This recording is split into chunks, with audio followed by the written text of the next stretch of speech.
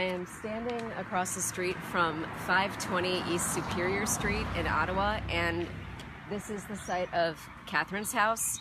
To be honest, I'm not sure if that's the original house. It looks pretty old, but this is where Catherine and Tom lived, and it makes me think of the way that the radium didn't just affect the girls who worked in the factory. This is something that affected families and their ability to support their families and even the health of their families. They had the radium dust on them. They were bringing it home.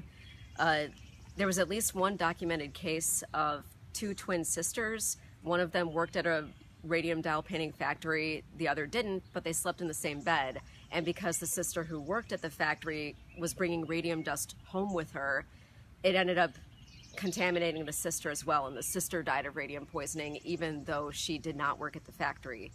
And one really tragic side of the Radium Girls story is how it affected their fertility and how it affected their children as well.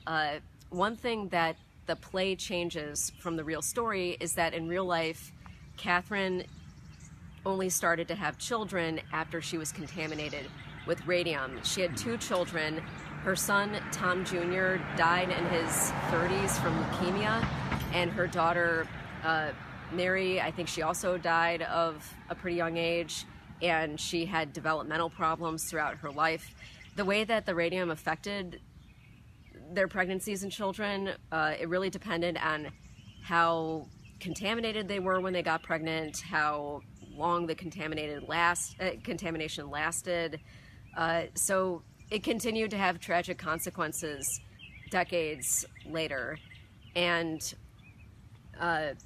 that's one of the things. It's like this story didn't just stop when the court case ended. It continued for decades and decades on, and I will elaborate how it continued to go into future generations and into future decades when we visit the cemetery coming up next.